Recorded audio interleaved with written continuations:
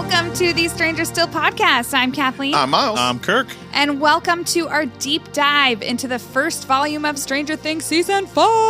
Hey-o. Now, we've already covered chapters 1 through 3, so today, please join us for the fourth chapter in Volume 1 finale, The Sorcerer. Oh, yeah. Now, heebie-jeebies a little bit there. Stick with us till the end, because at the end we're going to be finishing with each of our favorite moments, Kirk's funny moment, my feeler moments, Kathleen here, and Miles' music moments. And in between, we're going to deep dive the entire episode. Welcome, everyone, old and new listeners. We are a Stranger Things podcast. Our motto is about positivity, the tall task of dig-dugging into why we love Stranger Things. Why is it good? Why is it good? Stay tuned. We're going to answer that for you. It is a harder thing to answer and to talk about than criticism. Oh, yeah. It'd be much easier to criticize, like, when are these people sleeping? Which we have mentioned. Yeah. But also, like, do you need 5 minutes of Stranger Things to show you that Derek has had a little nap and you're going to show him waking up? And I mean, the runtimes are long enough. Oh, like, yeah. I would take any amount of Stranger Things they'd give us. Really? So you would, even if every episode was 2 hours, I would be fine? want 24 hours a day, Stranger Things. What's that movie with Jim Carrey? Truman Show. The Yeah. Truman Show. Yeah. Truman Show Stranger Things Just edition. full Derek Yeah. Turnbow Truman Show. I want as much as we can get, baby. Oh, gosh. Well, we do pick up right there at the end of the Turnbow trap. We realize the Demogorgon has determined the location of the Turnbow family, specifically Derek Turnbow, to be this abandoned barn. So he's on his way, and the Joyce is pulling off the mask of Derek and saying, No, hey, he already has it off. Oh, he already has it off. Yeah. You're right. Yeah, he turns into a little wrecking ball asshole. It's wonderful. He plays Joyce like a fiddle. Oh, does. so Oh, yeah. He's much. It's like, yeah, but the great acting too, because we, the audience, know. Oh, Yeah. yeah. He plays Joyce like a fiddle, says yeah, and then he trucks Robin and Erica like a fullback. Oh, yeah. Yeah.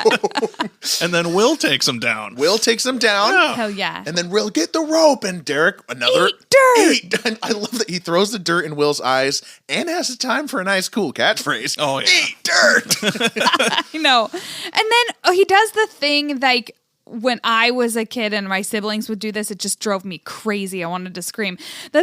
Plugging his ears and go, la, la, la, la, la, la, la. Oh, my God. I wanted to smack him so hard. Yeah, he does not want to hear it. Any of the explanations. Suck my fat one. And Robin's elite reaction. Jesus. What? It's so good. That was one of the best line readings of the entire volume. Was You think Robin's so? Jesus. What? Right? She's so good.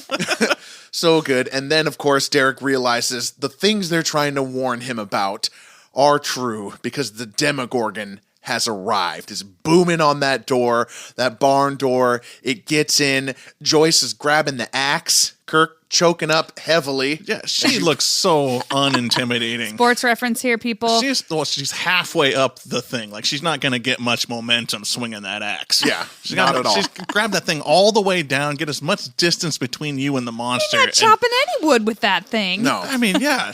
Or Demogorgon. It looks like she's never grabbed an axe before. Yeah. But the Demogorgon is hesitant. The Demogorgon is not really going for her. He's kind of backing up. We see that Will is gorging in. Yep. He's Gorgon. Right? He has got the eyes all white, and the Demogorgon's kind of backing up. Whoa, whoa, whoa. What's up here with this lady with the axe? And blammo! Hit with the beamer. Steve Dude. runs it over. That's a nod to season 3. 3, yeah. Steve saves the day by running into Billy. Hell yeah. Billy's car. Billy's Yeah. car. Yeah. Yeah, true. This time it's a full-blown Demogorgon. We get a super enthusiastic Dustin moment. Oh, Dustin's yeah. like, it's like nice to, there he is. It felt so Yeah. good to see that from Dustin. I love that. The Demogorgon decides to run, and I was always like, why does he run? Like, because he could still go in there and get Derek. You know, nothing's stopping him anymore. But I think he's a little freaked out that he was just like kind of controlled. Ran over by a car. Yeah. He runs and flips, and then he starts running back the other way. I thought he is running. He was runs back underneath towards them. the barn, That's true. right? No, he's He already at wasn't the running barn. towards the- He gets hit at the barn door. He's running away from the barn, flips, and then I thought he was running back towards the barn. No, he's on his way to the meat wall. So he is instantly on his way to the meat wall. Okay. And the gate is there at the grain silo or whatever that is. Yeah. And Steve wants to know, is the gate like a bopper?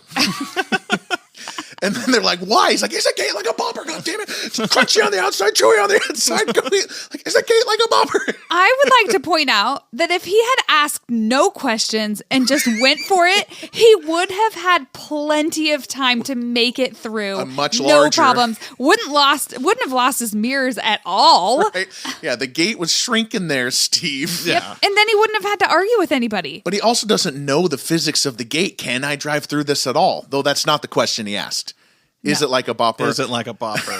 I That's cannot just wait Steve. till they make boppers again. I They've need got to taste to, that. Yeah. right? They have to. Yeah. I did look up. They were discontinued in 1989 after being started in 1985. Wow. So they must not have been that good. Right, yeah. Maybe too similar to another. Well, I think Kirk Candy bar? was pointing out, I think Reese's Pieces are like kind of, Yeah, it sounds like a Reese's Pieces, but They they just came. hadn't mastered it. Reese's came Yeah. and dominated the market from there. Okay. If somebody knows, let us know. Yeah, let us know. The history of boppers. Paste it in the comments, folks. So I love the split, the divide in this car, where Steve is like, is it like a bopper we're going through? Dustin's like, no, we're not doing that. Jonathan's hesitant. Nancy finally speaks up. She's for it. Go. Yeah. Do it. And the tension. It's not a bopper. It's not a bopper. As he's flooring it towards this gate. And Jonathan, Jesus Christ, slow down. It's not a bopper. It's not a bopper. And they just get through just barely. This is why I'm here for Stranger Things. This was my favorite action sequence of the volume. This is why I'm here. Because it's a character moment, too, with all four of them. And they're yelling at each other as they do it. And Steve and Dustin and Jonathan and Nancy with their tension in the back seat. Like, this is why I press play. It reminded me of like when they're playing Dungeons and Dragons and they're all yelling, the chaos. Ah! Yeah. It feels good to have some of our team together. Right. Yeah. And Nancy makes the call. I like that Nancy makes the call and Steve's on it. Boom. She's like, do it. And he's just and puts how it into annoyed gear. Jonathan is annoyed by that. Yeah. Yeah. Fearful, then annoyed. Yeah. Right. And tensions ride high. We'll come back to them, but tensions ride high once they're in the upside down. Oh, yeah. But let's go through the plot of the. We're gonna have to kind of move in pieces here of the Sorcerer because it's a large episode. This podcast is gonna run a little long, folks. Sorry. Hang with us. It's a great episode. I will say I checked the stats on our episode, and about 50% of our listeners stayed to the very end of our Turnbow episode. Oh, which is like an hour 11. So thank you. 20% drop off in the first minute, and that's that's just people checking. Yeah. They hear our voices and they go, God. "Not for me." No, thank you. Oh, Kathleen. No, they're always into Kathleen. It's probably us they don't like. Oh, it's once I talk, yeah. Like, oh no, who's this new guy? But thank you for sticking with us and stick with us for this one because this is our last one until Christmas. Yeah. And with that note, we should probably dig in, huh? Okay. Golly, I was just taking a drink of tea. Jeez. that'll shorten the We run did. time. So back at Wet our vocal cords here. back at the barn, Will has gorged in and he's waking up and he's got some new intel because he plugged right into the hive mind. He saw something that he knows he wasn't supposed to see, that Vecna was important to Vecna, though I will point out this has happened before. And he led them into a trap. But this time he's not, right? He paints it on the barn. 12 spires. It's beautiful. It's like the Sistine Chapel. Yeah, Will's a great artist. He's doing this. He's got this great canvas of the barn. It's this beautiful deep red. And then they say, "Where's Holly?" She goes, "Oh." Will goes, "Oh yeah, stick figure." Right? And he does oh yeah, and by the way, there's like 3 other kids tubed up as well. Will, you have been drawing these spires for 20 minutes. I love how hooked you are on this particular thing. It's just a great visual, but he left out the key information, which is the 4 kids. Yeah. Which is the point. Yeah, that's where Holly is. Holly's stuck on a spire. Now we know where Holly is. Mm-hmm. Yeah, with other kids. With 3 other kids, because that wasn't mentioned. Right. Yeah. Yeah, that's where we find out, which I missed in our first watch. I was like, wait, there are 3 other kids? No. And then Robin determines that there's going to be a total of 12 taken, which is just one of those Stranger Things you just gotta roll with. Yeah. Is it? What do you mean? Well, is there significance to 12 kids? I'm not sure what the purpose is, but I think 12 and the clock. Right? Well, yeah. I don't know, something like the that. clock. That's. Oh, you're right. I hate when you come at us with these really good insights, Kirk. Sorry, the clock. It could be. I wanted to say that. It could be Jesus' disciples as well, but I'm gonna go with the clock. Okay. No, what I meant you run with is just Robin knows this, and we, the audience, are expected to treat that as fact. He's going for 12. Right. Meanwhile, so they decide that they need to round up some of these kids or find a bunch of them, and they find out that the military is already doing that. Dude, the military's the worst. God. They take little Debbie Miller, who's just trying to watch some Merlin with Jelly, the dog. Jelly, the dog. Right? I love that the dog's name is Jelly. It's so cute. If they have a cat named Peanut Butter, that's even better. Oh, yeah. Hopefully we come back to the Miller household. Did you have something on Debbie Miller? No. I have a question about all these kids being round up. Should the parents be letting the military take their kids? I know. It doesn't seem like a great operation. Plus, that bus says military police. Just a big school bus that says military police. I'm like, I ain't trusting that. Yeah. And from the town that really distrusted all of what the police work and stuff, and they got riled up by Jason in season 4, there's good in this room and it's us and it's the people. You would think there'd be a little more resistance to authority. More outrage. But also, we got to set up that whole thing in the plot. We only got so much time. That's why we need the Truman version of Stranger Things that Kathleen has suggested. Yeah. In the words of Ted, the military knows what they're doing. All right, they're our government. They're the good guys. So flipping over to Dr. K, Colonel Sullivan, they're talking about this military police buses rounding up the kids. Yeah, I want to talk about that because Sullivan asks what 11 wants to do with these kids that Kay says that 11 took. Right. He's like, what? Killing them? Protecting them? It doesn't matter. And I'm like, it does matter, doesn't it? It does matter if she's trying to protect these kids. And she's saying that 11 took them. So, I don't know. The military on their BS, man. They're just so focused on 11. I still don't get how they think 11's doing this. But they just know so little about her. Well, they think there's no boogeyman, right? They think someone's got powers. Who has powers? 11. I know. Therefore, 11. They've been down here in this gate for, 18 months, and they just And they haven't seen anything. They haven't seen Vecna or any Demogorgons. That might reinforce it. Yeah. Honestly, I think Kay knows. And we can revisit that later in this episode, but I think that she knows that 11 is not the bad guy. Yeah, there's something different. There's something in the way we're learning more about that. There is a sergeant who speaks up and says, "Hey, this is reckless. Maybe we shouldn't be using kids as bait." And she says, "Oh, you can't protect them." Reason, yeah. Manipulative. I know, and he should have been like, "No, we can't." I know, right? That's exactly what I thought too. We can't protect them. But she knows to use that against a military man. Yeah, no military man's gonna be like, "No, we can't do it." Yeah. First of all, have 10 more flamethrowers, military. I know. That's the one tried and true thing that works. This is the same group that let the gate grow down the floor because they thought it couldn't go below the floor that they built. Yeah. It's government work, people. It's government work. 80s government so work, it's up to our kids, up to our usual party. They are making the actual plan to save this kids. It's daytime. They're in the barn, and they're trying to figure out, they're connecting the dots again. What are they going to do to go steal these kids from the military base? And Robin says, we could do Dick.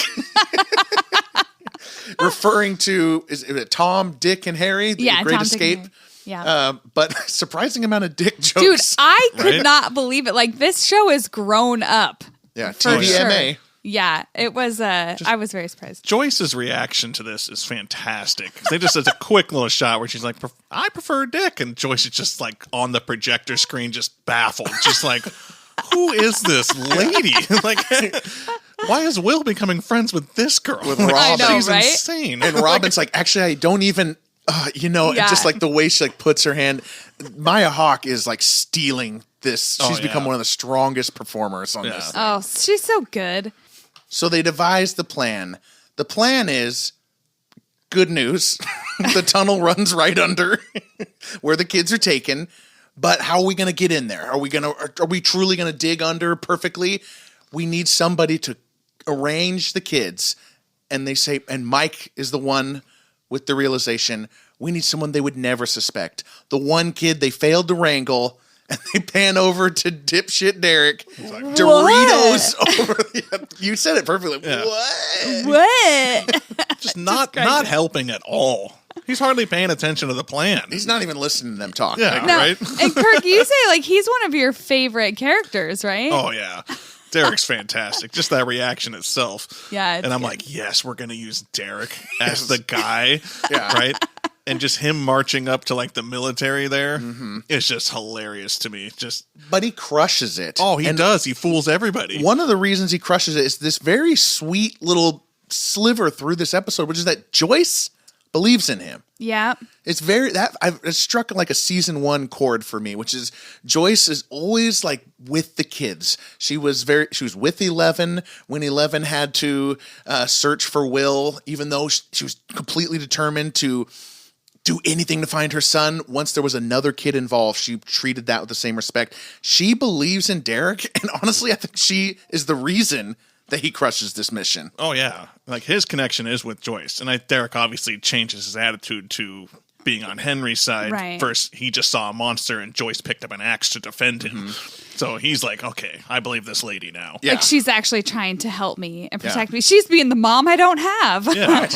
And no one's ever believed in him, but he's actually very smart, very capable. He puts a lot of creativity into his bullying, into his mocking of the I other have to children. say, He's a smart kid. I definitely get some Jason vibes from him. Jason's too cool. I don't. I mean, he's able to influence like a bunch of people to listen to exactly what he says in the shortest amount of time ever. In the sense of In that way, yeah. cult leader style. Yeah, it's cult leader style. He's got some of that charisma, So they all need to take the journey through the tunnels down to the dick plan. And on the way, Will has a couple of important talks. So let's talk about these. First in the field, him and Mike are talking, and Mike, I think he's the main one who brings this up first, right? Are you sure that your mom scared away the Demogorgon? Because that doesn't seem likely. Yeah, she's 5'3". Yeah. And Mike is kind of saying like, maybe you are a sorcerer. Maybe you have some connection and some ability to control the hive mind. Will interprets this as flirting. Doesn't he? He's like, oh, what are you saying? I'm bad? It does kind of turn into flirting, but I feel like Will still just doesn't believe that he's in control of it at that moment. Yeah. I think he's too distracted flirting, but... I didn't get that. And I was also really focused on Mike. In contrast to like, you think of where they were at in season 3, where he was so like focused on 11. He was just really not in tune to Will. And he calls out things that Will's doing throughout this whole like 4 episodes. I really like seeing that the best friend is back. He's like seeing things in his friend that are happening that his friend isn't even seeing himself. Am I sounding jumbled there? No, I think, the sounds good. Intuitive nature of Mike is back, and it was missing. This is exactly the conflict in season 3. And it's because of their lifelong friendship. They're like since kindergarten. I really liked seeing that in subtle ways throughout, especially this episode. Yeah, I just don't think Will's believing in himself at this moment. Yeah, Like that's where Mike's I kind of told him stuff like this before, like season 2, like you can be the spy for us. You have control over this as well. So I feel like Will's just like, yeah, whatever. Like I randomly go into this situation. The car gets hit and I'm on the ground. I feel the car. Like that seems like the hive man's controlling me. I'm not helping control it. Okay. So I think Will's still in that state of mind. He doesn't really think he has the power until he gets to this talk with Robin, which starts to sink the seed into just being myself. I had all the answers all along. Yeah. So, I mean, I think that all fits together too. Like he got a little bit of confidence with his burgeoning friendship with Robin. He knows that Robin knows that he's gay. He's seeing a new world, and at the moment he thinks that new world is, I could finally kind of open up with Mike a little bit, and maybe get some of those signals, and we can be together. Type of thing. Yes, that I fully agree with that. And Robin instantly clocks that there were no signals there from Mike. Yeah. Mike didn't even notice you crying in the car last time, dude. Mike is your Tammy Thompson. Yes, exactly. So they get into the tunnels and they talk, and Robin starts with Tammy Thompson. She's a dud. Will remembers she's a bad singer as well. And I really loved Robin's just tactic on this. Yes. Which, go ahead. It was such a beautiful, like, brilliant way for her to help Will with his feelings around Mike. But like what you said, Kirk, to help him find his strength again. Like, that was the most important thing. Like, that's why she uses the comparison to Tammy Thompson, but saying, like, it was never about her. It was about me and loving myself. Like, and I realized, like, Tammy Thompson didn't matter. Not saying that Mike matters, but like saying that his feelings might be confused. He doesn't have to have this love with Mike. Yeah, that she put so much weight on Tammy's acceptance of her, meaning that everything was okay. And that was actually nothing. And it doesn't seem like that ever occurred to Will before. Yeah. Well, it doesn't as a teenager. I mean, I remember being that age. You have that first crush. You put so much weight into, like, oh, I love this person. This is going to be this is the way it's supposed to be. And they don't feel the same way back. Right. Everybody's kind of been through that situation where it's like, you think this is it, and it's clearly not at some point, and you're just devastated by that. Yeah. Will gets over it real quick.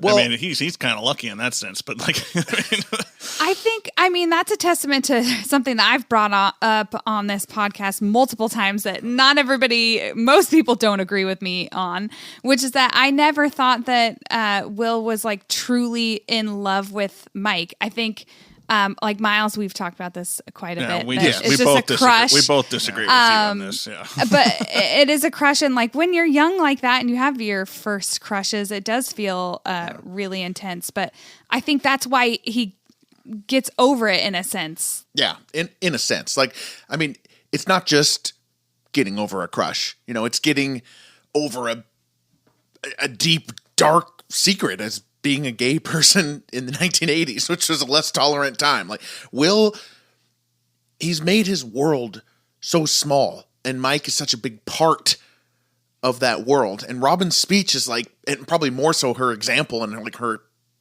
acceptance of him, it's expanding his world. Like, it's huge.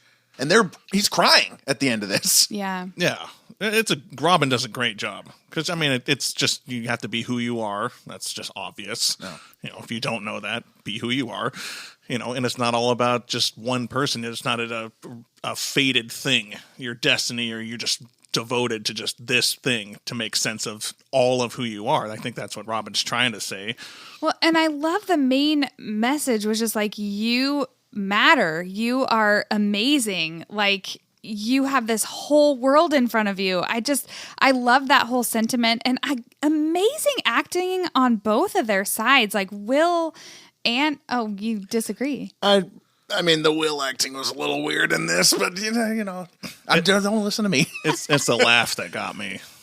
The laugh at the end, we're like, hey, you guys coming up, and they do that giggle, and I'm just like, that doesn't seem like an appropriate response to all of that. Like, I don't know. There's some relief in it. There's some relief. But then, you know, I liked the laugh at the end. I thought it was like good-hearted, and maybe I'm just like so distracted by the speech in itself, which I thought was so amazing. Me too. Yeah. What a great thing to have brought that Tammy Thompson moment from season 3 to this and tied it in perfectly. This was the perfect thing they could have done with Will. It was pitch, tone, perfect. Beautiful. All right, let's continue on down the tunnels. They send Derek over. He gets through. The military is super mean to him when he arrives. I know, he's just a kid. They're like shoving him forward. Come on, move along. Well, you'll find out if they're laser beams if you don't keep moving. It's like, Jesus. I love that he's like, holy shit, are those laser beams? Like, he's like, the amount that he swears is hilarious to me. I know, I love that.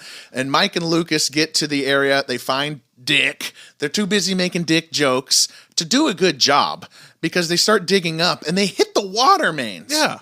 Several times. Which is just a good reminder that Mike and Lucas are usually on the bench. They haven't, they're handsome heartthrobs now, but they haven't actually done much of the physical work. The grunt work, yeah. Exactly. Oh, they blew this so bad.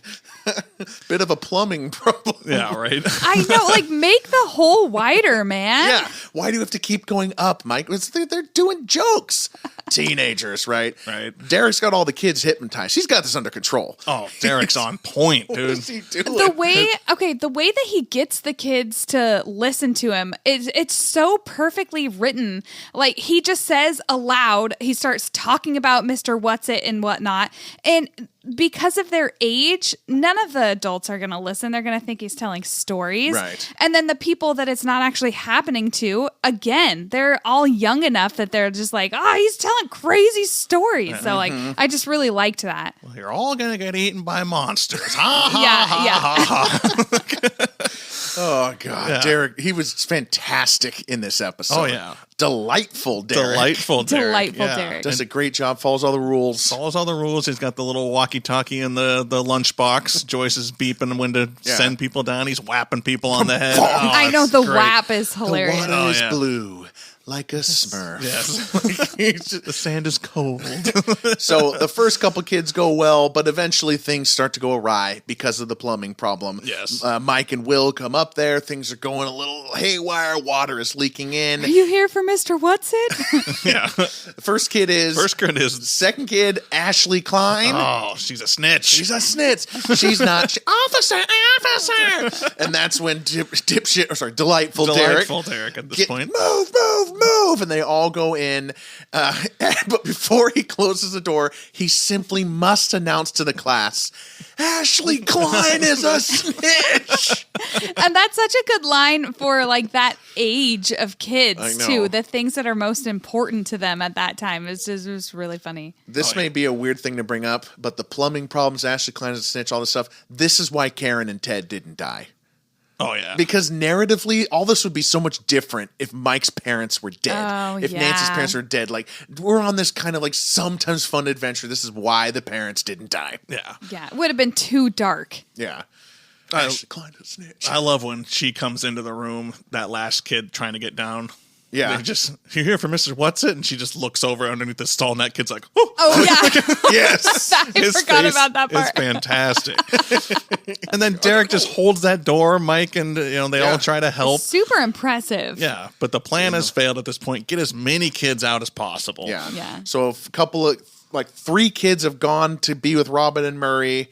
2 kids were taken by Lucas. A couple other kids are still with Joyce, Mike, and Will, and everything has gone haywire. And the military, very cocky, and like, where do you think you're going? To Joyce. It's like, I've already stolen 7 kids from you, so get off your high horse there. Right? Like, job well done tone from the military.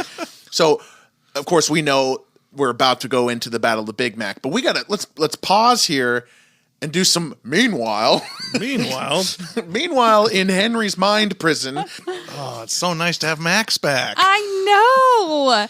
I love the smorgasbord of like things, like her outfits and all the stuff in the cave that she's been living in are clearly things that she's like picked up through his memories. She's been going through his memories looking for books. Yeah, Books, looking outfits. for anything to hold the time. Yeah, right. Blankets, everything. I'm surprised how much. Well, 18 months, I guess you build up quite the collection. Well, you have to think like these are all of his memories. Oh, it has to be, yeah. Because thousands. She is locked in his head. Yeah. Right.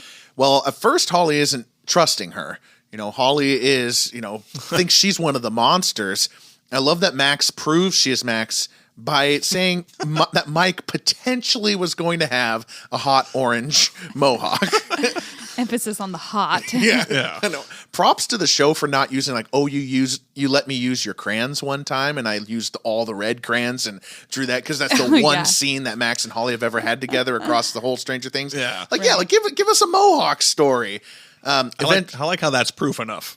The whole just looking like Max having all the information, but the hot orange hair mohawk was that was the and it really shouldn't be. Yeah. But I do like it that it's a detail that none of us knew about. We didn't know about this mohawk. That's what I meant. Like, give us a new story. The world is bigger than just what we've seen. Yeah. Right. But yeah, she does bring Holly into the caves and explains what happened. Part 3 of the piggyback after Max fell to the ground and 11, or she died. The Hawkins cracked. 11 started up Max's heart, but we've never been able to find her again. We see what happens. She wakes up in a memory at the Hawkins lab after the massacre of the Hawkins lab. Could you imagine that's the first memory you drop into is like a bunch of dead, like totally disfigured children? Eyeballs sucked in. God. Horrifying. She runs away. She ends up in 1959 where young Joyce is rolling a play. Did you notice the date? Oh my God. I'm so glad you brought that up. No, but at first, the first couple times, all I saw was the 1959. And then Miles was like, oh, that's November 6th. And I was like, what? Oh, I know. Oh my God. I was like, no way. Dude, high five to us. Yeah, Miles. No, November 6th doesn't matter. In our second episode, The Vanishing Holly Wheeler, Kathleen said everything's lining up to be in early November. And I was like, what is that going to... What doesn't matter, narrative whatever. drop is going to... But now with Mr. Clark's speech last episode and this, which I did not notice on the first watch. Me neither. I am absolutely on your side now, Kathleen. Heck yeah. This lining up for multiple different November 6th is clearly coming into play. Yeah, this is coming back. That high school, because Joyce is there, young Joyce, the Harrington. I don't know if you noticed a few more names on the poster there. Well, Henry Creel is on there. Henry Creel's on there. Yeah. Ted, Karen. Yep. Newbie. I saw a newbie Patty on there. Newbie is on there. Yeah. So there is a lot of lore behind where she is. This is the play. This is the I had play. to press pause. I was like, I looked at that thing hard. So. Oh, nice. Yeah, I did not do that. So glad somebody did. There is a plot behind all this. We don't know it. We've never seen it, but there's a play on Broadway right now about Stranger Things, and it's this in the 50s. Oh, interesting. Yeah, so, okay. I haven't seen it. Didn't even know it Question, existed. and maybe this will like help our listeners, or maybe I'm the only one that doesn't know what's going on here, but Dr. Brenner takes him at some point, which I thought he was relatively young for. So how, if he's under Dr. Brenner's care, how does this part work out? Well, let's first say that the play was written before the Duffers had written all the rest of the show. So take it from a Star Wars fan, this stuff ain't going to add up. It just ain't going to add up. Yeah. Because, Henry is not Joyce's age. She's not. Right. He's way younger than them, like at least 10 years younger than them.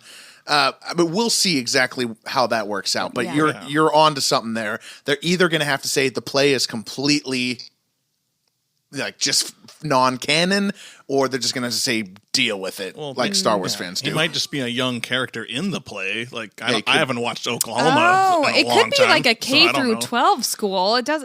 Hawkins is. A lot of questions. Pretty small. A lot of questions. Okay. A lot of questions. But November 6th were confirmed. That means something. Yeah, Kirk, I'm on board. I'm so glad. I'm on board.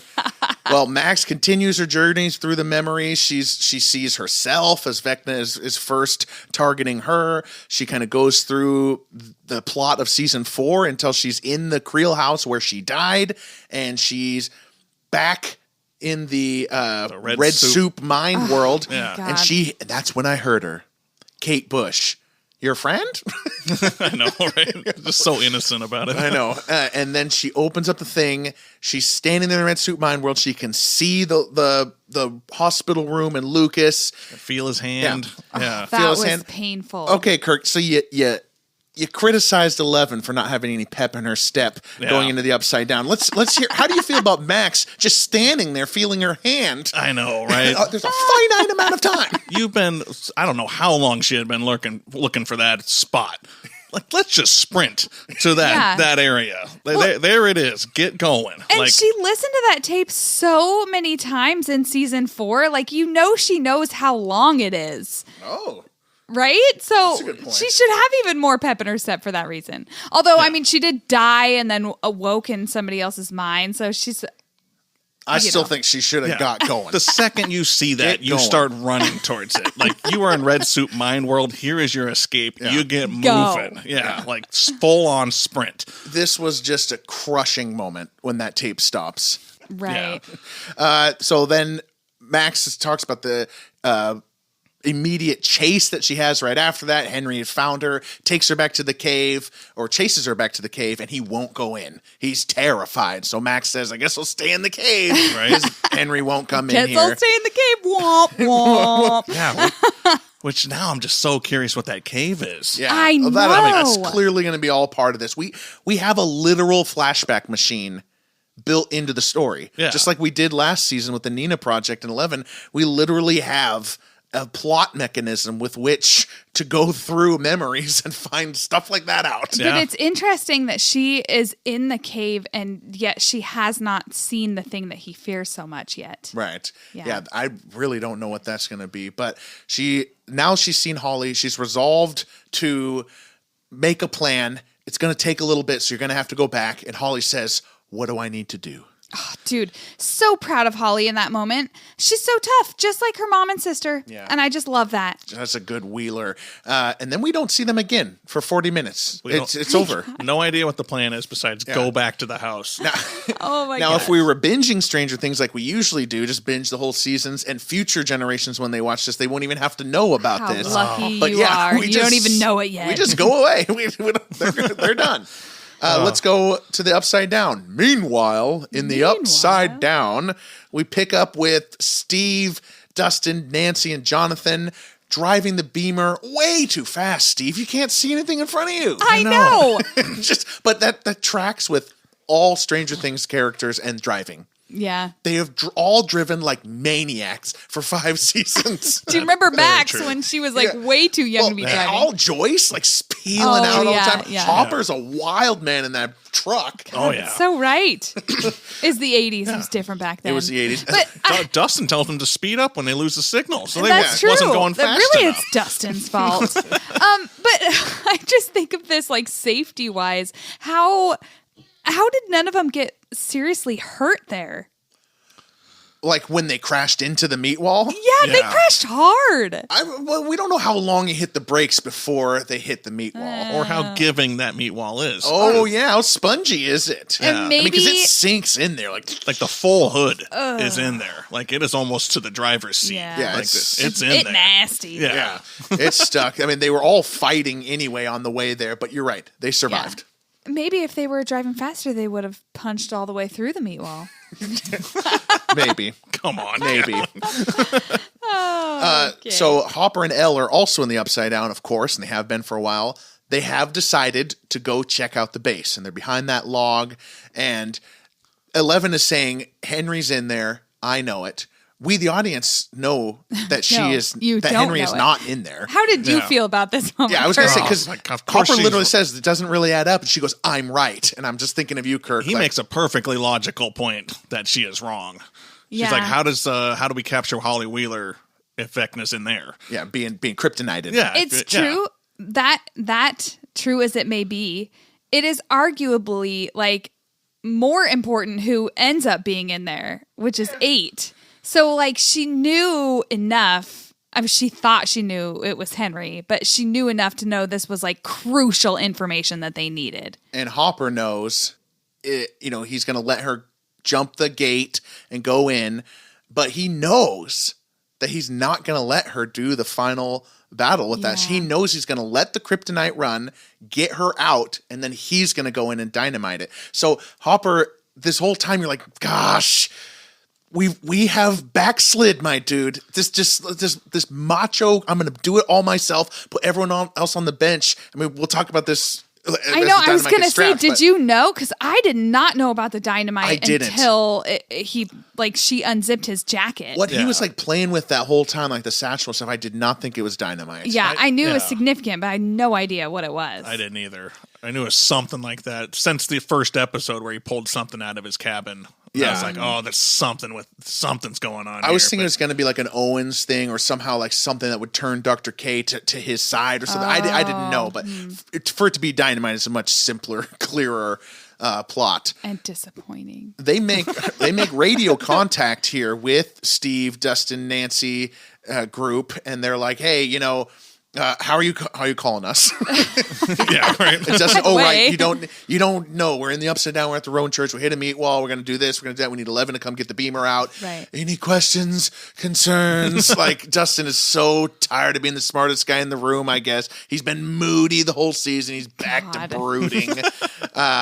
Nancy is pissed when Hopper tells them that he has a plan and to wait there. She grabs the walkie from Dustin. She's like, what are you talking about? Why is Nancy so mad? Well, this is not Nancy's style. Nancy's gung-ho. Nancy's like, Steve, let's drive through the meat wall. Okay. Well, drive through the gate. Like, Nancy didn't want to sit there. She's in the Upside Down. She wants answers. But also, I think this is where Nancy is starting to lose it. She's losing her direction because of all the chaos that's happening in her life. Mm-hmm. Her parents are like potentially going to die. She doesn't know if they're going to survive or not. Her sister has been taken. And on top of all of that, first off, they've all been trapped in Hawkins for the last 18 months dealing with all of these things. The toll. But then, she's been super disconnected from the person that she's supposed to be closest with, which is Jonathan, in this, love triangle that, again, we've talked about she's not really a part of, and nor does she want to be. Yeah. And I think she's breaking. She's losing her,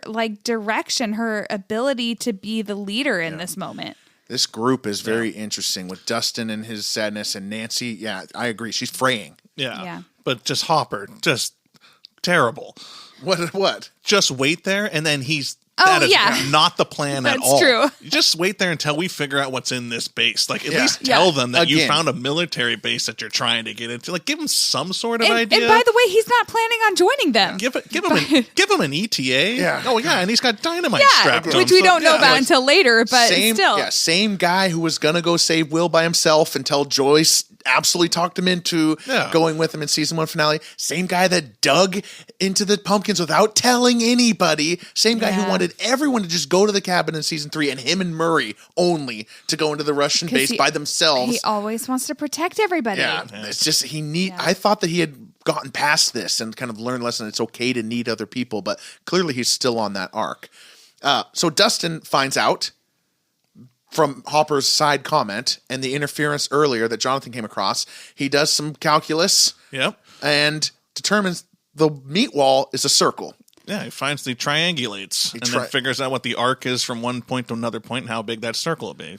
It is simple, algebra. I mean, it's okay. We don't need to see your work. Yeah, all right, teacher Kirk.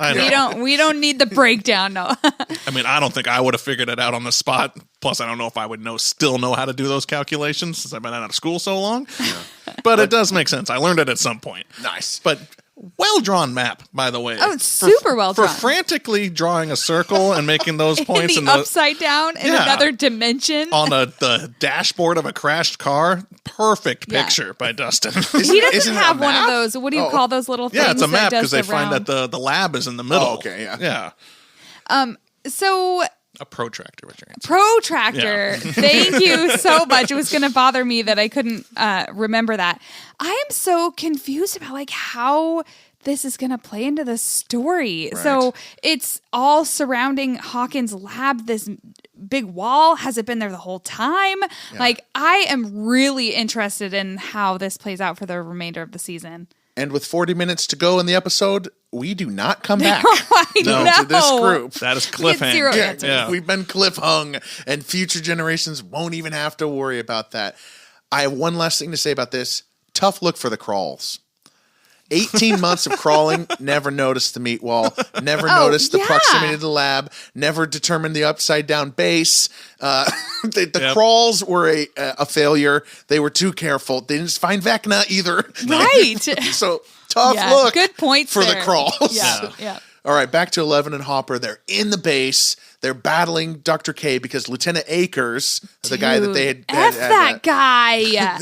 he just comes in like, Dr. K, I need to talk to Dr. K right now. Oh my gosh. His face is like you've said, Miles. It's so punchable. But why did you tell us about the actor a little bit, though? No, I did last. Oh, you did? Last episode. That he's such a nice guy. It makes know. me feel really guilty, but I definitely wanted to punch his face. I completely agree that he could be Troy's dad. Season 1 bully. Oh, yeah. I'm joking, of course, but same vibe. Right. Same vibe. So they are inside. The base goes into mood lighting mode. And the kryptonite turns on. 11 falls down. Which Hopper said he would get rid of. That was part of the plan. But not part of his secret plan.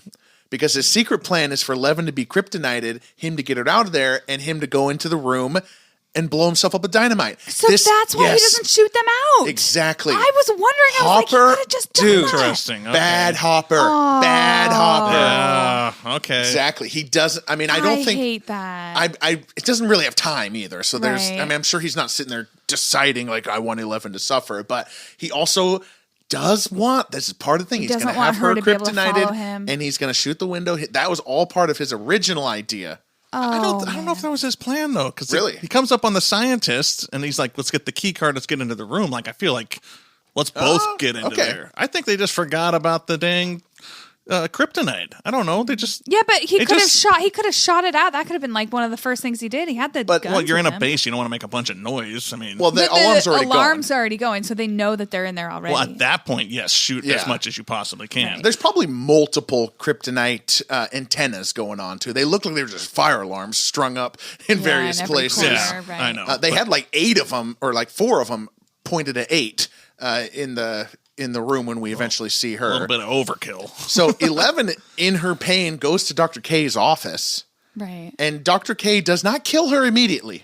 I want to talk about this. Yes. Because Colonel Sullivan would just blasted her right there. Oh, yeah. 100%. So when Dr. K first sees 11, it's like she has just won a jackpot. It's like all of her dreams have just come true. I don't know. Her face just like freaked me out. Okay. And she's like, I've been looking for you for a long time. Emphasis on the long, which makes me think that she has known for a very long time about 11. Like maybe the whole time that Dr. Brenner was working on 11. Yeah.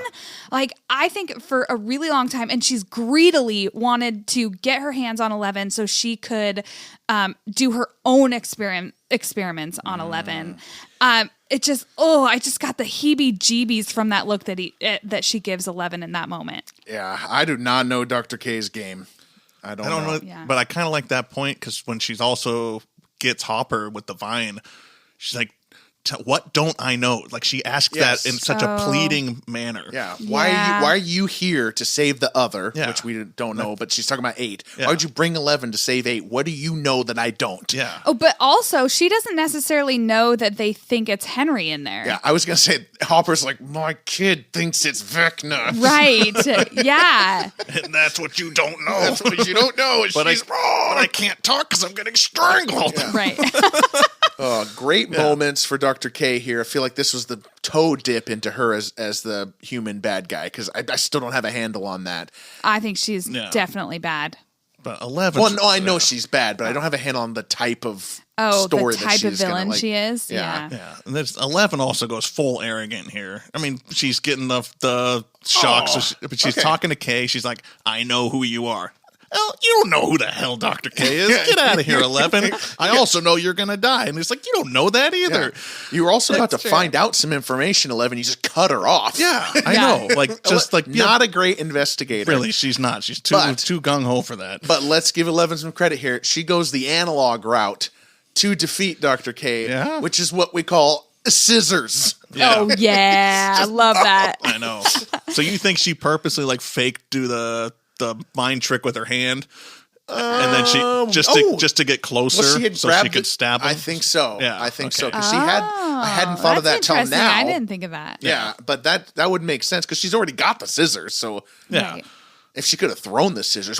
But she's also but she can't guarantee for the stab that way. Yeah. Kate could have swatted it away. You don't know which way it's going to land. And she's also shown that when she doesn't have power, she still tries it. When she tried to murder Angela in the middle of the school courtyard in season 4. Did you say scissor roulette? Because that was hilarious. Yeah.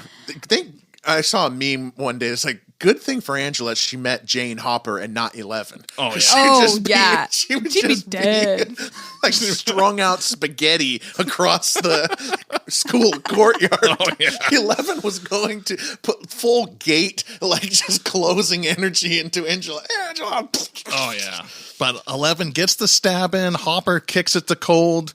Gets out, knocks out Kay. Hell yeah. And then before shutting off the kryptonite, says, you got to get out of here. You got to get out of here. Which, of course, she doesn't listen. No. Even she saw she also saw the dynamite.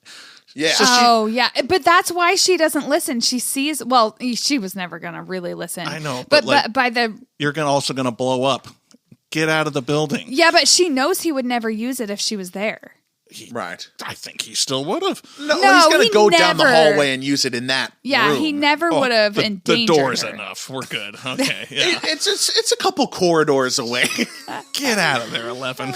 Okay. You have no powers. Get out of the place. I think 11's pleading for him to not do this. His willingness to do it shows like their love and their connection. Yeah. But it is so unnecessary. It's like it just ain't right. Like this, like I want to sacrifice. I want to do everything. Like they're so alike in this way. Yeah. That's the core of it right there. They are so alike. I was both stubborn punk asses. So disappointed in Hopper as he walked down that hallway looking to blow himself up, flashing back to Sarah and all that stuff, because this is not the arc that I want Hopper to be on. I want him to be on it's okay to not have to be this like masculine do-it-yourself hero, and he's still here with only 4 more episodes to go, trying to be the do-it-yourself masculine hero. Right. But I don't think that's like it though. I mean, he was trying to be the hero, the single hero, protect everybody else.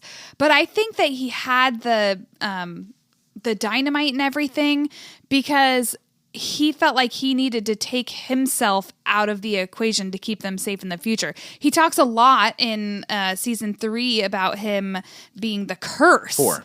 Season 4, sorry. Thank you. About being the curse. So I think this is his way to maintain protecting the ones that he loves, being that hero, but also future protecting them because he thinks that he will always like cause danger in their lives. But that is wrong. No, it's 100% wrong. But that's why I was disappointed in him. His arc should be, I'm not the curse. I just need help. Right. And absolutely that is right. But that I think is the core of why he's doing it. Well, we got to get to Callie. Callie. Oh, it actually is Callie. Okay. Yeah. Callie, we see her in the most undramatic first entrance that Hopper turns off the kryptonite and just opens the door. It's like, with a look of like, get a load of this. You know what this is about. So does Hopper know who that is? I don't think he does. Or maybe they talked about it off screen. Maybe. Yeah, they've been a while. Yeah. I have a confession. I didn't know who it was at first. I didn't either. What? And I needed the flashback. I was with you. Are you serious? Oh, you needed the flashback. I love that. Ashley from the Ham Radio podcast mentioned that on hers too, and I messaged her to say like, I also didn't know at first. First of all, we've been watching for like 4 hours. We had a couple drinks, right? Oh, that's true. Like I have to admit, I needed the flashback there. She doesn't have any hair. I mean, it's been 2 seasons. I was just like, man, Henry looks different. It was the shaved head. I didn't remember what Callie looked like. So I knew. But, I knew that it was going to be Callie well before they even went in that room. And I was just waiting to see her face. Oh my God, I was so pumped. You had called it. I love her smile when 11 finally gets up there and grabs her hand. What do you guys think about Callie being back? What do you think is going to happen with her going forward? Ooh, it's a tough call. I mean, her power is kind of to show you illusions and what do you fear the most kind of thing. So I'm imagining that plays somewhere into Vecna, like how do we show you what you hate the most? Perhaps the cave somewhere in there. I don't know. But also I think like in all this time, her powers could have developed even stronger too. Maybe there's other aspects of her powers that we don't understand yet. And how long has she been under the military's control too? Like they So could have many caught her. questions, They could have caught her when at the end of Lost Sister. That could have been it. And if I'm right about Dr. K and she's doing all these experiments that are similar to like what Dr. Brenner was doing, but more evil, again, that could have been developing her powers to be even stronger. I'm not sure she's going to be a good guy in Volume 2. What? I mean, I think from her speeches to 11, she might respond to Henry's pitch. Are you trying to make me mad? I'm not trying to make you mad. But when Henry is like saying all that stuff to little 11 in the Massacre of Hawkins Lab, like join me and we'll rid the world of all these bad people who don't understand us. Like, I feel like Kali could be like kind of on board with that a little bit. No. I don't know. I could see Kali and Hopper kind of vying for 11's allegiance, and Kathleen, you're saying no. Okay. You see on Kali's face in season 2 that 11 is basically showing her that vengeance is not fulfilling. That's not like love is what matters most. And you see that on her face. And I have always thought she doesn't go with that though. No, not immediately, but like to me, after 3 years of military torture, she's changed her mind. No, to me, what is obvious is that she realized how important family is and people that you love are, and she loves 11, and she goes back searching for 11. Oh man, no, and that's when she's caught by the military. Okay, far too trusting. I think she realizes how important family is, that she loves 11. It's the one glimmer of love she's ever had, and then 11 abandoned me. She left while we were in the middle of the battle. And Henry was the only one there in my mind. Okay, we're in disagreement. Dude, I hope that it doesn't play that way. It never even occurred to me that it would play that way. I'm sorry. And I will be so crestfallen if that's how it plays out. I will say this. I don't think Kali's making it. She seems on the highest probability that of dying. I could see I agree happening. with that. Yeah, but I don't trust her, and I don't think Hopper's going to trust her. Yeah. But yeah, I think there's going to be that like tug of war, like because 11, I think, is with you, Kathleen. Just this is family. This is who I love, even though we've met each other one time outside of Hawkins' lab. Oh, they met each other at the lab. Outside of the lab. They met one time.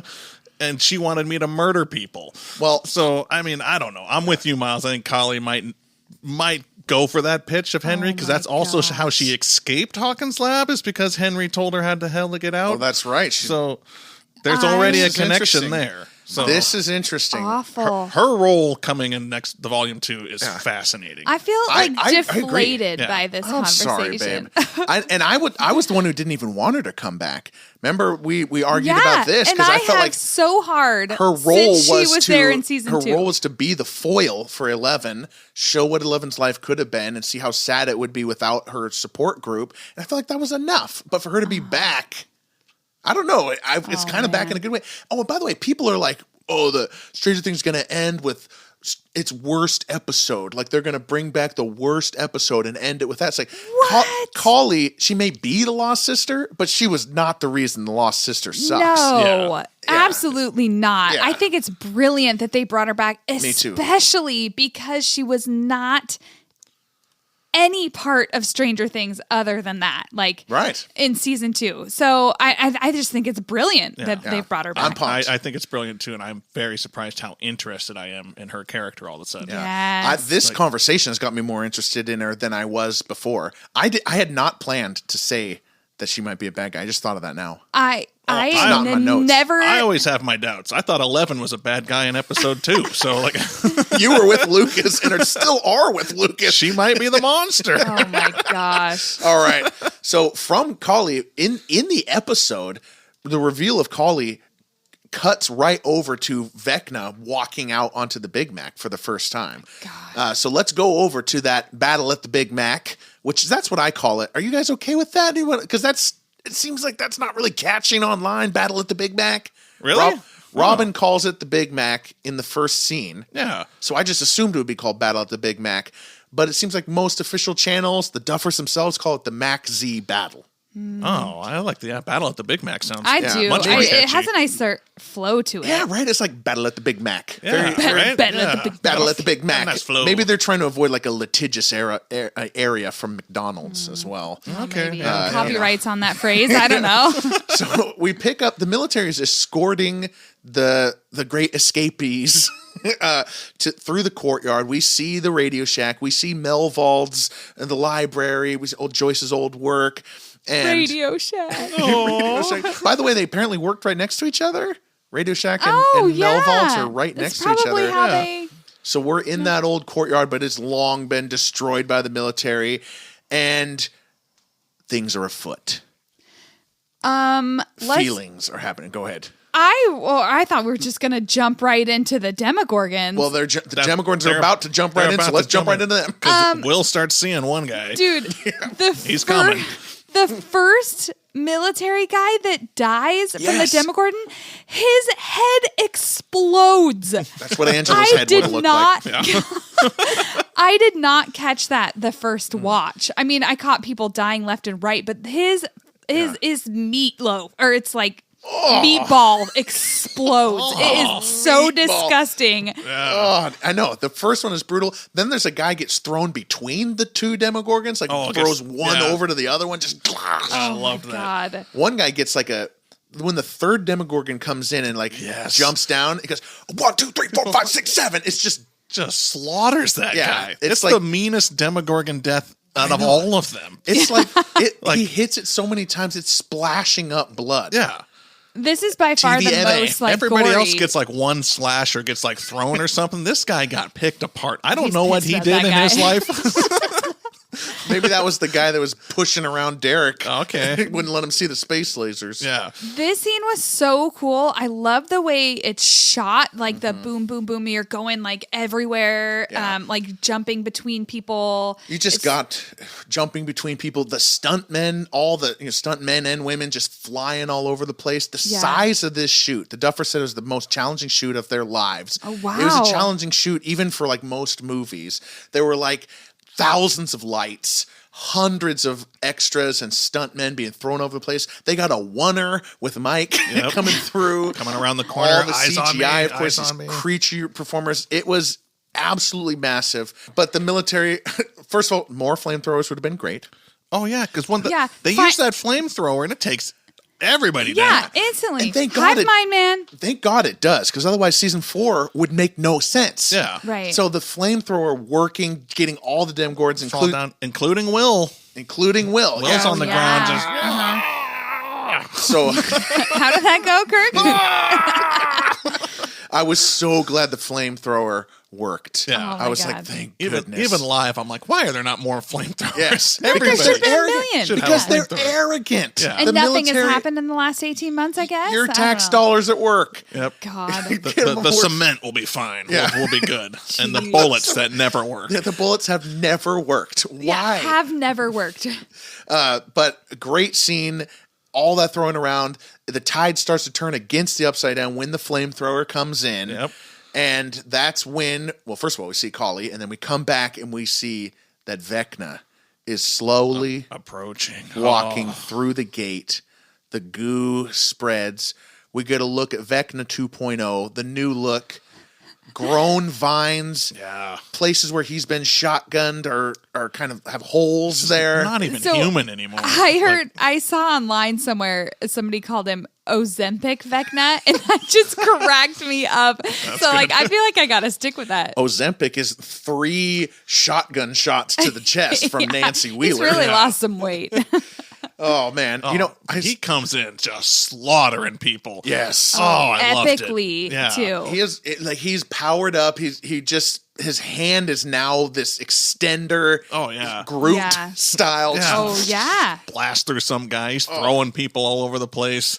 And then they it's turn sweet. the flamethrower on him, and he just pushes back the flame. Yep. Which is alarming itself. He pulls those guys' grenades. Pulls the pins. Kills those. Yeah, throws and there. this is where Sullivan's like, look out. The first time we watched this, I thought yeah, Sullivan's dying. He deserves it. Yeah. But he catches on fire. They don't actually show him dying. So So Kirk said. Yeah. I think that I got to see a body But, same. But at the end, it looks like a friggin' graveyard. Yeah. So, there's no one moving. No. Colonel Sullivan has no recognition that he was wrong on his face when he sees Vecna walk through the gate. The whole time he's been saying, 11 is doing this because I don't believe in some boogeyman. A boogeyman walks through, and he's like, just instantly starts firing at the shotgun. Yeah. No, like, oh, God, I was wrong. Nothing. I Not know. a trace of That's that why on I wanted his him dead, and now he's gonna live. Like he better come back as a better man from this. If he survives this and we see him more, he better be a better man, or I'm gonna be pissed. I think changed. Yeah. Colonel Sullivan redemption arc. I don't think I'm not betting on it. I don't see it coming either. Okay, so and that one guy. At the end. Oh, our good guy, our sergeant who spoke up to Dr. K. He's the one who gets this hand through the back of the head. Finest death of the whole series. Oh my God. It was just as bad the second time around watching it. I even knew it was coming. I know. The way he holds it there for a minute. Yeah. And then just peels it back. Oh, it's great. TVMA. It is absolutely brutal. Side note, Mike and Joyce see Vecna for the first time ever here.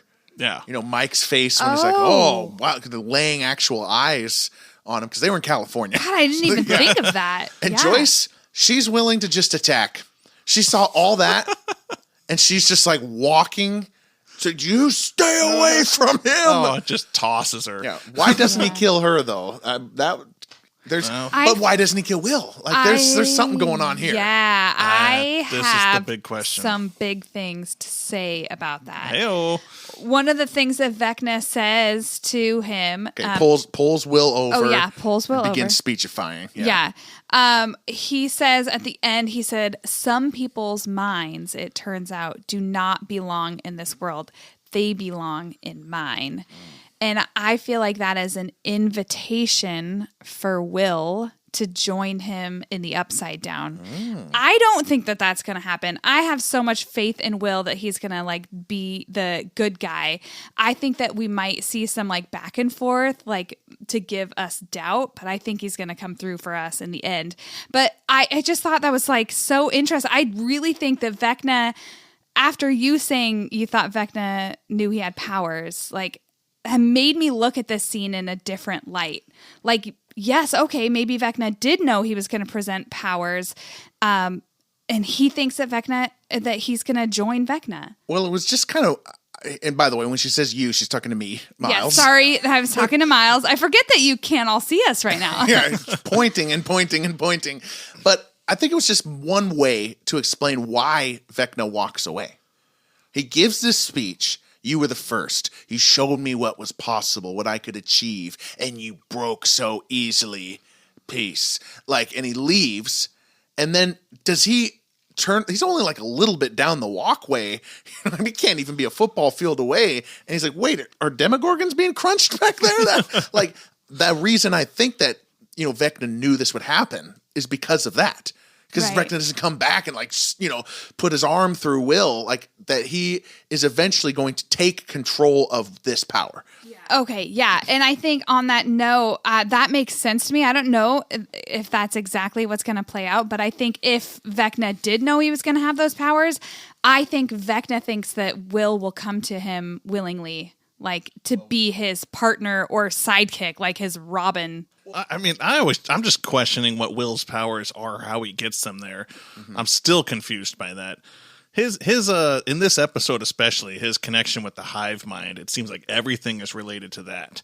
Yeah. So like even he gets hit by the car, the flamethrower. So I'm thinking like the powers are something Vecna is allowing him to do, rather than him already having powers himself as a person. This is like a hive mind power that he is tapping into here. Yeah. So this all seems part of just Vecna's like plan. Like, sure, kill a couple Demogorgons, because I think we skipped over the fact that he full Night Kings and resurrects them. Yeah, I know. So I feel like Vecna's just playing like this 4D chess right here. He's like, yeah, let's have them believe that Will's got these powers, hoping that he's going to use them for good, when maybe he'll come back and take them. You know, he's already broken Will. Yeah. But then what's he doing with these other 12 kids? Well, is he going to give them powers? That's going to be their new empire, the new world that he's building, I think. He's going to use them in some way. He does say he's going to use them to reshape the world. I was struck by something watching it the second time, which is that he is essentially becoming Brenner, rounding up kids. Yeah. Oh, yeah. Like Papa, one, and Will would be one then. Yeah. So, I mean, there's a certain connection there. I don't know what he's doing with them, but it's going to be something with the meat wall, certainly. I believe in the clock thing too. Yeah. And I don't know. I don't even want to speculate, but it's all going back to Hawkins Lab. I'm pretty sure about that. Yeah. Oh, that's true. Well, Vecna, I mean, honestly, he's a good leader. I mean, he gets this. We talked about this at Thanksgiving dinner. He does work with his hands, gets down there with the grunts. He's in touch with today's youth. Okay. He's self-starter. He was nothing but tattered shreds on his back, and he became the king of the hive mind there. All right. That's great. So Vecna exits stage left. Will does the Demogorgon snaps them all. When Vecna was talking, Will was flashing back into his worst moments of his life, or of our Stranger Things. He's seen inhaling the Mind Flayer. He's putting the bat to destroying Castle Byers. He's crying in the car after telling Mike that 11, needs him and wanted this painting. We're seeing all the worst moments. This time we see all his best moments and things we haven't seen in the series. We see him meeting Mike on the swings, introducing to Dungeons and Dragons. We see him with a very young Jonathan building Castle Byers. We see him getting those crayons and drawing things with Joyce. These are these are the 3 stories that he was told at the end of season 2. Yeah. When they're kind of talking to the Morse code. We'd never seen this before. It was so emotional to see that, hear the music underneath it, which is a score track called Castle Byers. Amazing stuff for him. Just like cinematic. I mean, this was pumping up. Yeah, I love that the style it was done is like an old family home video. It was just it was so beautiful. I liked seeing his friendship blossom with Mike in a way we've never seen it before. I don't know. I just thought it was beautiful. And that there was called back because Robin mentions it was an 8mm when Robin was watching herself. Full projector screen and the real. Yeah. So that connection. Yeah, I thought that was a beautiful moment too, and I like that that's what brought Will to unleash these powers, however the heck he gets them. But yeah, and then saving Mike and Robin and Lucas all at the same time, absolutely shocking. Cutting it a little close. I know, right? They are very close to slaughtering Mike. Lucas and actually Robin. is injured. I don't know if his abdomen slashed open or I don't know how bad he's hurt. Not as bad as Ted. Well, not as bad as Ted. I was joking with Kathleen, but Lucas and Robin have no idea what happened. Yeah. Oh, yeah. They just saw they the don't know Demogorgons about Will hovering and then snap at a Demogorgon. Yeah. And Vecna does get the kids. Yes, all the kids are achieved. Just like that. Boom. I do think that will play into Holly's story, too. Yeah, they're all going to, including Derek. Derek has been taken. Yeah. Debbie Miller is taken. We've met a lot of those kids. I love that we got these kids involved. Again. I love that these kids are getting tortured and they're getting Dema slugs pumped into their insides and just makes me nostalgic. By Vecna. Just makes me nostalgic. Brings me back to the good old days. Yeah. Well, we've talked so much about Will's Volume 1 journey, but from the jumping of the tree in the first scene to this, doing this deep dive has made that so much more rich for me. Yeah. The kid who jumped the trees in that first scene is finally back right at the end here. Yeah. I know. I love that. I love just this strength that he had all along, but we never saw it. He was always the victim before. He was never the one jumping into action, making any decisions. And then we got to see the very beginning of this volume, he actually was tough. He was shooting the Demogorgon in the Upside Down. He stayed alive for he wasn't caught for an entire week, really. Right. That's super impressive. And then, so we finally get to revisit all that strength. And of course, now he's a lot older and he's just so much more capable than he was as a small child. It's such a beautiful way to weave this story, Will's whole character arc. Yes, I was so pumped watching it the second time, and I've watched it a third time too. Just it's as good each time as possible. And this removes one of your main qualms, Kathleen. And we got to close it with this, but you had said that Will being captured and dying like as a victim was like a no-go, was like a ruin the show type of thing. And they took that and they made it the opposite. Yeah. So the reason you said it was a no-go was because like if he dies, then we rewatch season 1 and 2 and 3 and we're just like, they're saving this kid and he's just going to die later for some cheap, ending to one of the later episodes. Right. But they turned it around. Now think of how much more important it is when Hopper and Joyce go into that season 1 upside down, or how much more important it is when they burn the mind flare out of him in season 2. It's like all taken on an added weight. Yeah. It's brilliant. I just could not be happier with this ending. Amazing volume 1 not ending. even the ending, the volume 1 ending. Right. We still have 4 more episodes. I'm so excited to see how everything develops. It leaves you so curious. Yeah. I'm so curious to this next part. All right. Well, I think we can wrap it up here. Let's do Kirk's funny moment, Kathleen's feeler moment, Miles's music moment of the episode. Kirk, funniest. I got to give a shout out to 11. Oh. Okay. She's jumped up on the thing. She's going to go get the guard, but she jumps too early. Oh. And gives the nicest murder. Yeah, I know. In the history of TV. Sorry, snaps the guy's neck. She's like legit, like, I feel bad. Nicest murder in the history of TV. But Derek steals the show, let's be honest. Oh, my God. It's called visualization. Yeah, My mom does this when she's out of volume. That's so funny. But the best is Derek calling out the military. No offense, but you guys can't protect shit. I love that. And that is exactly how it is, though. Like, he calls that on the nail. They can't protect shit. They really can't. And he calls He's like, I've seen what's coming, and you guys can't protect shit. Yeah. It's like, yes, Derek, yes. Smart boy. I love it. I cannot wait to see him in Henry's mind world. It's going to be fantastic. Oh, That's got to be part of it. Yeah. Oh, God. What is he going to be like? Oh, I know, right? Yeah. Does Vecna think he's going to be able to easily break him? I don't know. I don't know. Nobody knows. That better not be you barf bag. Well, I guess that's me then. Let's jump into the feeler moment. Oh. I am going to have to go with Max. I mean, there were so many great feeler moments, but Max is one of my favorite characters. I love talking about her. But mine is when she finally finds a way out of Vecna's mind, only to miss her chance by the cassette tape ending. It was so horrible. So when this original scene plays out in season 4, to me, it was like the most epic TV moment there's ever been created. It was so good. I could watch that a million times and I could still feel the impact of it every single time. That escaping Vecna's mind and that long harrowing sprint to Kate Bush's running up that hill. So great. So then the Duffer Brothers decide to just like give us the alternate ending. She doesn't make it out. What the hell? Watching that played out again in chapter 5, it was just like you still have that same feeling of hope that you did the first time. Almost even more so because of all the suffering that Max and Lucas have gone through. And then the tape finishes.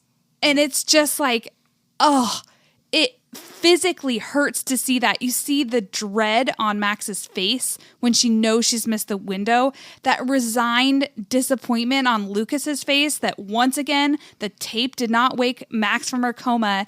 It's just like, we all knew it was coming. We knew that she wasn't going to make it out of the mind there, but it hurt so bad to see that when you had already seen the happy ending. It's just, yeah. That's my feeling moment. Nice. Music moment. I do have 2, and they're both quick. First is the return of a season 1 score cue called Castle Buyers. We hear it when 11 finds Will at the end of chapter 7 in season 1, and he's kind of sitting there singing. We know the Demogorgon's about to get him. He's about to jump that tree. We hear that. It's super emotional. He's in there. He's in the void. He's in the Castle Buyers. And that is the same score cue that plays as he sees those 8mm flashbacks before he snaps the Demogorgon. So let's hear just a tad of that.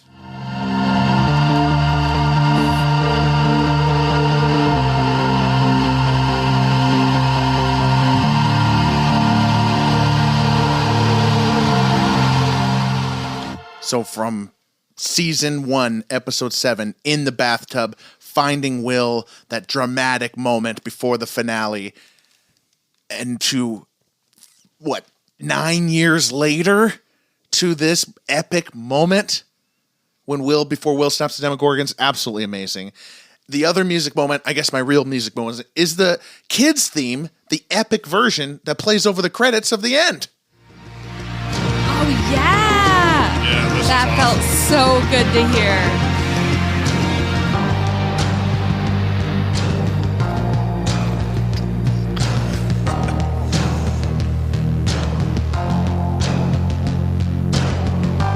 It's really kind of the kids' theme mixed with soldiers. Yes, a little bit of "She'll Kill You." Marching. It never does get to ba-da-da-da-da-da-da-da. So it never quite does that. I wonder if we're going to hear that maybe later on, as maybe in the finale. But this cool, epic version of the kids' theme is special and awesome. Yeah, it's a great way to leave the episode. Yeah, it is. Well, I'm letting it fade out because it's so cool. Yeah. And on that note, thank you guys so much for joining us today, sticking with us for almost an hour and a half here. We love having our listeners here. Drop a comment if you liked us today, or don't drop a comment if you didn't. Yeah, or a review, or whatever the social media things are. Yeah. All right, my name's Miles. I'm Kathleen. I'm Kirk. We'll be back on Christmas for Volume 2. Instant reactions. Bye.